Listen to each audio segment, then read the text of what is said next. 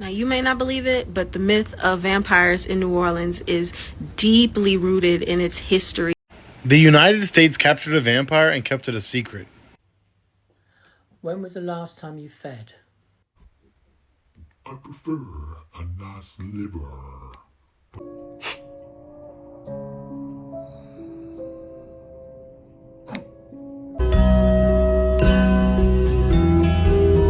Feeling of me knowing. Immediately, I start to panic. My heart is racing. I'm feeling like, is it too late to reject the call? Like, can I even ask them to leave the vehicle? You believe in vampires? Yes. Let's talk about vampires, because what the Hello, TikTok. Fagger Freestyle here with another story time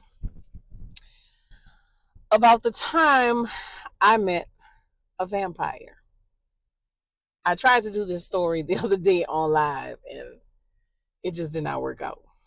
But anyway, I just decided to record a video. People have been asking me about the story, so here it goes. I'm a rideshare driver in New Orleans. So, of course, I encounter all types of people from all walks of life. This one particular ride was very interesting. Now, this was a couple of years ago when this occurred. And I'm going to tell you, for the most part, I remember what she said. I do not remember what she looked like.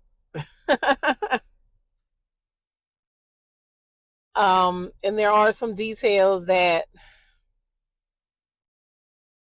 when the experience was over, like I had completely forgotten some things.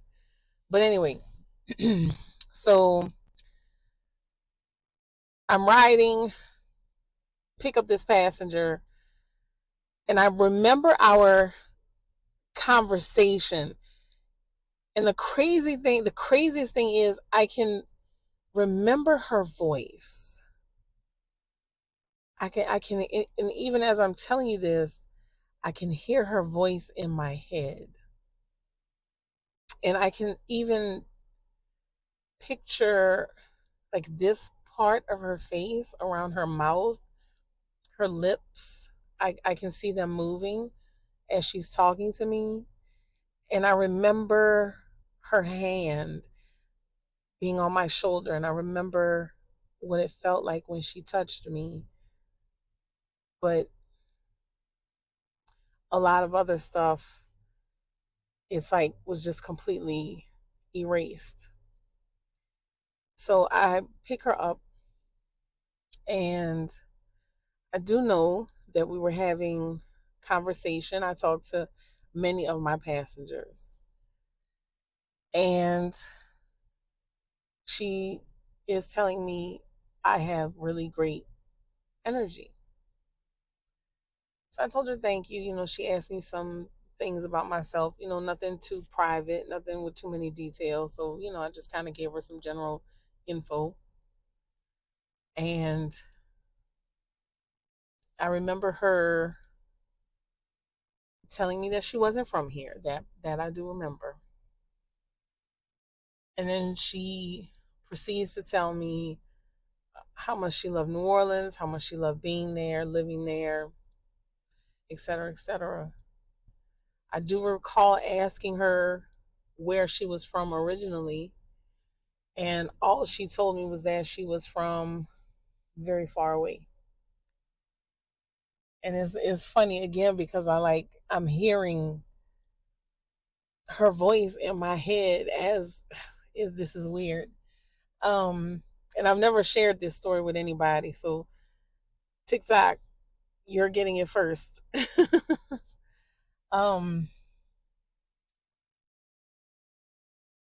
She touched my shoulder at one point, and this is where things got really strange. She touched my shoulder, and I felt like I just froze. And even as I'm talking to you right now, I can distinctly remember that feeling of feeling frozen. And my hands were on the wheel because I could see my hands on the wheel. The car wasn't moving. And being frozen in that moment, I hear her voice, but not like I'm here talking to you. In my head, I hear her voice telling me, don't be scared, that she's not going to harm me. And then after that, we're moving again. And I remember kind of turning and looking like that. And she was sitting back in the seat and her hands were on her lap. And I said, what did you do to me? And she just smiled. And she says, I just leached some of your energy. And I said, what?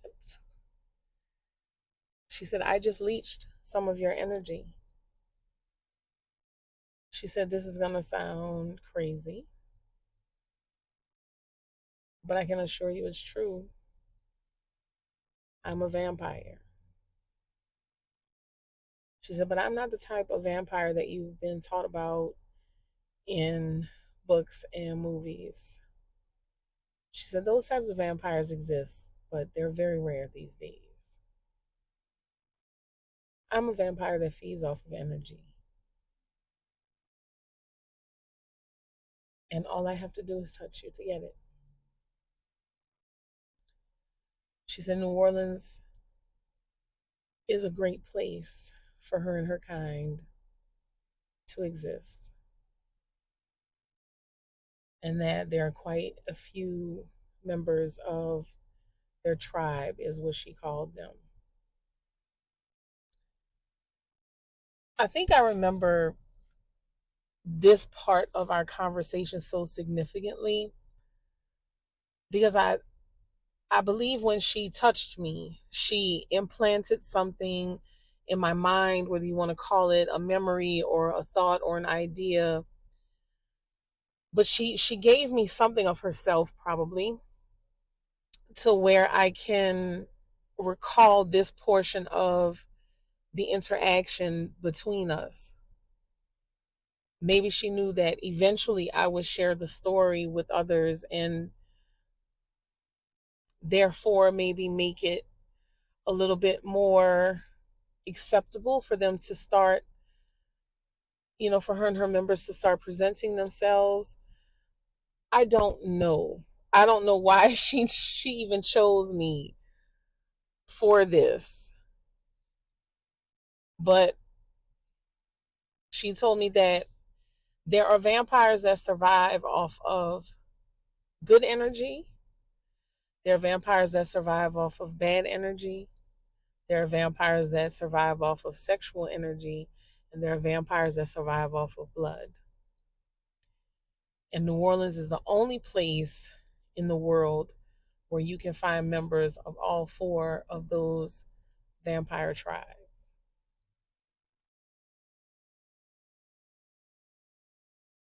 Maybe she wanted me to remember this portion of it as a warning. I don't know. But I know she wasn't lying just because of how I felt. And even now, it's crazy because I still feel like her hand is on my shoulder, which makes me wonder, when she touched me, did she create some type of psychic connection between the two of us? I don't know, but I think I need to end this. Anyway, I don't remember where I dropped her off at. I don't even remember dropping her off. The next thing I remember doing clearly was being in a part of town that I didn't remember how I even got there. And it was like 2 hours later. And I was just in a parking lot. Just in a parking lot. And I know it sounds weird, y'all. I think I probably shouldn't even recorded this. I probably shouldn't even be talking. I probably should not even be talking about this. I shouldn't. There's a lady on TikTok talking about her encounter with vampires, so I might as well talk about mine.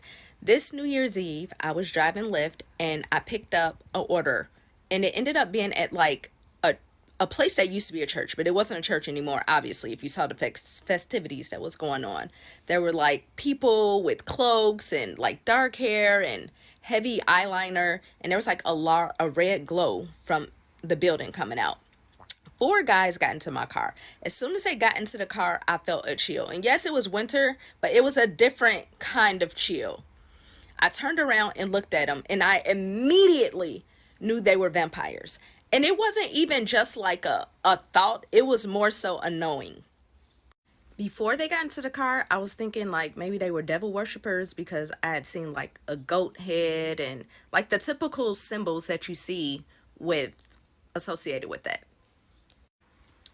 But I was like, no, these are vampires. There were 2 brunettes and 2 blondes. They all had blue eyes. Not that that mean anything, but their eyes were almost hypnotically blue.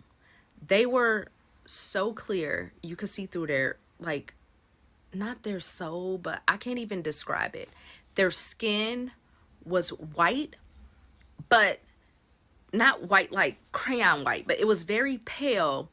But it was not a pale like, you know, some like white people are like, oh, I'm so pale. Even like red, people with red hair, how pale. It was still a different kind of pale, because even regular people, when they're pale, there's still some warmness to their skin. Like their skin looked cold. I don't know how to describe it, but it was more so the feeling of me knowing. Immediately, I start to panic. My heart is racing. I'm feeling like, is it too late to reject a call? Like, can I even ask them to leave the vehicle? And then I started thinking, okay, if I am panicking and my blood pressure is rising, then I'm like pushing more blood through my veins, which may mean that I may seem more appetizing to them. This is all stuff that's going through my mind. The man behind me, the blind, who was like in the middle, touches my shoulder, and immediately it's like somebody poured warm honey over me. Like that is the calm just spreading down my body. It was like immediately I felt relaxed, almost like I was in a trance kind of there, but like watching myself. I can't even really describe it. And I knew at that moment that I wasn't necessarily in danger. So then the guy is like, well, our car is only a few blocks away, which I could tell from looking at the app. And he's like, but before we get there, we need you to answer a question. And you have to think very carefully about this. So now I'm like, okay, this answer is going to determine if I go home to my children or not. And it could just be my imagination and like me jumping the gun, and he could have been joking, but it didn't feel jokey. So he's like, okay, well, we have 2 separate cars. How would you group us together?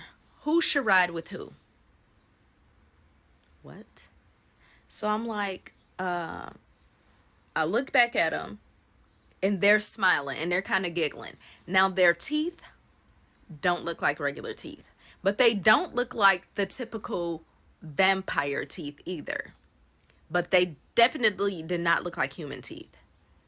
Their canines were a little bit more pronounced, but not in a dramatic fake way. I can't even freaking describe it. And actually, if I had to describe them, to sketch them out right now, I couldn't even, because it's like they're a memory, but not like a typical memory, like a memory behind a memory. I can't describe it. But anyways, I knew it. I'm like, you're vampires. Yes, I heard the answer in my head. No, I'm looking at them through the, cause I'm like, if they lunge for the jugular, I'ma crash us all. But I grouped the opposite hair colors together. And the guy said, well, why did you do that? I said, I don't know, it just felt right. He said, excellent choice. He took out his phone and he's like, I'm gonna start my car now. And I'm like, you could start your car from my car? And he's like, yeah, but we like you. You'll get home safe. Good. Like, you'll get home safe tonight. Have a good night. And I was like, yeah, I was kind of thinking that, doing Lyft on New Year's Eve could be dangerous because, like, who knows what kind. I was trying to make it seem like I didn't think they were the danger, but just let them know, like, in case they heard me panicking. Oh, fucking went and saw the vampire. But anyways, they got out and they gave me my biggest tip of the night. You would think that would have been my last ride for the night, but no, I kept going. I made it home, and I didn't tell any other person about this story because, like, are you supposed to share vampire stories? I don't know. However, I just did, so just know that there are other beings in this world besides us, and maybe they're not all so dangerous. Have y'all seen that story about that Uber or Lyft driver that met the vampire in New Orleans? That story made me think about a story that happened to me that was similar, but it was in Atlanta. This happened a while ago. I was super young, and the details of the stories don't show y'all how long ago this was. This was in a time where it was just becoming cool to meet people online. Like, you would meet new people on MySpace and be like, oh, they live in the same area. Shoot, let's hang out, let's chill, whatever. This was also during the time where I was on this spiritual, like, supernatural kind of awakening time. And everything on my page was talking about, like, spiritual, supernatural stuff and whatever. So naturally, I would have interesting conversations with people who were, like, into the same thing. This kid hit me up who was about the same age as me, I think maybe a little bit older, and was asking me, hey, did you read about this? Did you read about this? Have you heard about this? And all the stuff he was talking about, I was like, nah, I never heard of that. Wow, whoa, it's crazy. So we would always have these crazy conversations until we got to the point where he was like, you should come hang out. I got some stuff I could show you, like, that I've done and that I've seen. You should come chill. I'm like, what? Yeah. This is about to put into perspective how long ago this was. So to get to his house, I had to print out directions on MapQuest, which was, the time I was living with my best friend who's like my brother, and I used his mom's car so I could go. I was like, hey, I'm gonna go hang out with a friend or whatever. She was like, cool, whatever. So I printed the directions out, drove to the house. I pull up to this house, and it is a mansion, like the biggest house I think I've ever seen. And as the gate is open and he's walking down the driveway, he's like, what's up? I'm like, what's up? What do your parents do? Just kind of like, oh, yeah, they're into everything. They're not in town right now, whatever. When I tell you it was like a circle driveway, it had like Bentleys and like all kind of expensive cars in the driveway. And I'm just kind of like nervous because this is the first time that I've ever been around money like that. We walk into the house through this huge ass garage, and the house has this weird feeling. It like feels homey, but feels expansive at the same time, like a warehouse. It was the weirdest feeling. I can't really put my finger on it, but it felt vast and at the same time cozy. This is where it starts getting. As we go through the house, each room is themed to like a different period of humanity. I'm talking like big suits of armor in one room, and then it's like Asian inspired stuff and ancient stuff. And I'm like, so do your parents collect things? Or at this point, I'm like, what's happening in here? We're walking through all these rooms, and we finally get to a hallway that looks just like any other house, any other hallway. His room was to the right. There was a restroom to the straight ahead, and then branches off to the left to other rooms and stuff. Normal. This is where it kind of linked to the other girl's story, and what made me think about this again was I remember the details, but I don't remember the details. Like, I remember we talked about socials, birth certificates. He was telling me how to use my brother's birth certificate to get him out of jail. Other kind of secrets about the country, the world, all kind of stuff I remember, but don't remember. I remember what he looks like, but I can't quite remember what he looks like. I remember what he sounds like. I remember what the room looked like. I remember what the bathroom looked like. And let me tell y'all about what I found in that bathroom. So this is what made me start going on a rabbit hole and researching things, because it was this big book. It was a huge, I don't even think I've ever seen a book this big, but it was like leather bound. You could tell it was really old. When I opened the book, on the first page were like these drawings, and it was these beings, and it was kind of like a family tree type thing. And the first one was saying like, this is this being, and then this is this being's kids, and then this is whatever. These beings looked like us, but pitch black. And these were drawings in the beginning. So the beginning of the book was drawings. They were pitch black, like the color black. All you could see was eyes. I'm flipping through the pages and I'm feeling like I'm invading privacy. I'm seeing something I'm not supposed to see. And as I'm flipping through the book, it's saying names of what these beings are, who they are, like description of who they are. It was like biographies, but very short descriptions. And I can't really remember details, but I do remember as the book got further, it became less of drawings and more of pictures. And once it started becoming pictures, I got scared. I grab the book and I take it out there and I'm like, what is this? What is this? He goes, oh, that's the book of Anu, the Anunnaki. It shows you who all the Anunnaki are up to this day. Some of humanity comes from them. It's kind of like a story of God and the angels and blah, blah, blah. What? Mind you, we had a full-fledged conversation after that. I remember I was there for quite some time after that. And I remember him explaining it to me, going through the pages and talking, but I don't remember none of that. It's like I'm looking at a memory on mute. I came to an end. I remember getting back into my car, and like immediately after I left, I called my brother while I was on the way, and I was like, you'll never believe this, blah, blah, blah, because we were both on this supernatural spiritual journey.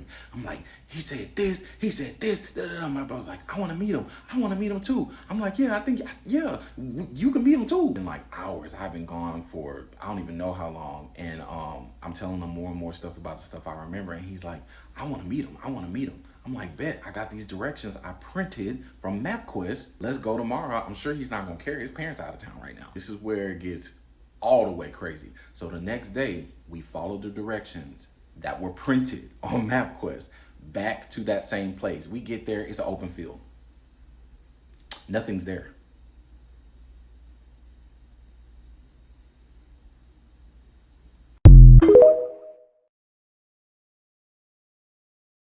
Now, you may not believe it, but the myth of vampires in New Orleans is deeply rooted in its history and cultural lore. I believe it. One of the most famous figures in New Orleans vampire lore is the Count Saint Germain, the infamous Count Saint Germain. Now, why do I say that? He's known as the man who does not die and who knows everything. People have been seeing this man roaming the French Quarter since the 18th century. New Orleans has long been associated with tales of the undead, and the myth of vampires continues to captivate locals and visitors alike. Now, this could be just adding to the aura and mystery of intrigue around New Orleans, but me personally, I choose to believe it. If you have a story or a vampire sighting in New Orleans, stitch this and let us know, because surprisingly, I don't have any vampire stories. I do have these on the long form content place if you would like to support. Thank you. All right, you guys, this is my New Orleans story time. So I went to New Orleans for my birthday a few years ago.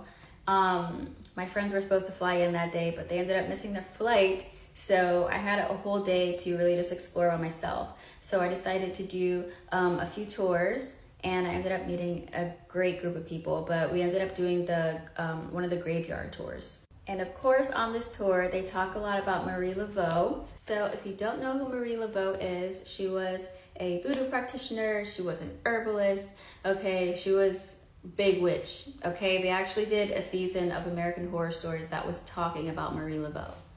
So while we were on this tour, they were talking about how a lot of people like to leave her offerings, like bobby pins, because she was a hairdresser and things like that. And I was like, oh, I don't have a bobby pin. But then I'm like, anyone that is crossed over, you can communicate with telepathically. So in my head, I'm just talking to Marie Laveau the whole time that we're on this tour and just kind of like showing gratitude to her, you know? And I kid you not, this was my first supernatural experience in New Orleans. Okay, so after that tour, I go back to my hotel room and I open my suitcase because I wanted to change my clothes. It was starting to get a little colder. I open my suitcase and there is a bobby pin sitting on top of all of my clothes. Obviously, I don't wear bobby pins. Okay, I have no use for them whatsoever, but it was sitting so perfectly on top of all of my stuff in my suitcase. And so I definitely took that as a sign like, oh my gosh, you heard me, you know? And she's like, hey, I'm recognizing you. I heard you. Here's the proof to let you know that I heard you, girl, okay? And that's just one story. So stay tuned for part 2 when I tell you guys about the vampires that were in New Orleans, okay? Because yeah, I got a story. All right, you guys, this is my part 2 to my New Orleans trip, and we're gonna talk about the vampires that I saw. So fast forward a bit into my trip, both of my friends got there and we decided to go out and walk Bourbon Street and just see what the nightlife was like. We ended up at this bar that had live music, and it was a pretty big space. I don't remember what it was called, I wish I did. But when you walk in, there's like the bar on the side, and then this is what caught my eye at first. There was this table in the back right corner that a lot of people were sitting at, and they were sitting like on top of the table and on the actual like benches of the table. Their vibe was completely different than everyone else's in the room. It was just kind of, the only way that I can describe it, it was like a still darkness. It was just kind of off. But there were these 2 guys in particular that caught my attention. One was this tall black guy, right? That was sitting on one of the table, very tall. And this other guy who was like a shorter white guy, you know? But they both looked very interesting. But I turned back towards the bar so that I can grab my drink and talk to my friend that was next to me. Tell me how, as soon as I turned around with my drink, he was standing there right in front of me. Like some Twilight shit. He started talking to my friend, asking where we're from, what we were doing. Now, one of my friend's boyfriends, who actually lives in New Orleans, was with us, by the way. But anyway, this vampire dude and his tall friend convinced my friends, not me, that we needed to go to this bar. I think it's one of the oldest bars that's in New Orleans. And they have this unlisted shot that you have to ask the bartender for that's not on the menu. And as we started walking, we noticed that we're getting further and further away from, you know, Touristville. And by this time, I really wish that I could explain it, but the vibes were just so weird. They were so weird. And I told my friends pretty much that it was a really creepy vibe. Like, why do we need to go all the way out somewhere else just for a shot, you know? And on top of that, their energy was just not normal. And my friend's boyfriend agreed with me. And I specifically remember like typing out a text on my phone. And as we were walking, I showed it to my friend's boyfriend. And I straight up said, I think they're vampires. And he just looked at me like with the most serious look, like, I don't know why he didn't say anything out loud. Like, I guess maybe he didn't want to seem like the crazy one. But this is where shit started to get real. So there has to be a part 3 to this because there's no way I'm going to be able to fit it. So I'm going to post it right after this one. Well, I see vampires in New Orleans is trending. And as someone who lived in New Orleans for 12 years and worked on Bourbon Street almost every night of those 12 years, and was around a lot of darkness there, I can tell you I met a lot of something. Vampires in particular. Anybody who told me they were a vampire? No. Did I meet the devil?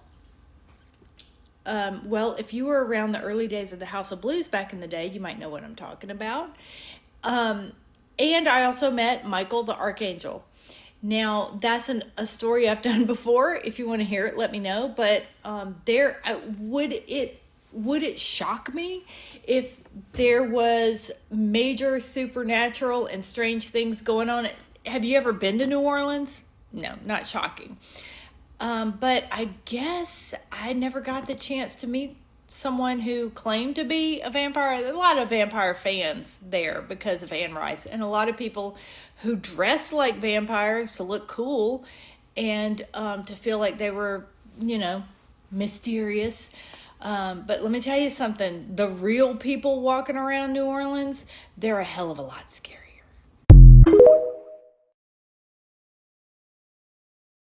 The United States captured a vampire and kept it a secret. The United States captured a vampire and tried to keep it a secret. On October 1st, an explorer found something the world will never forget.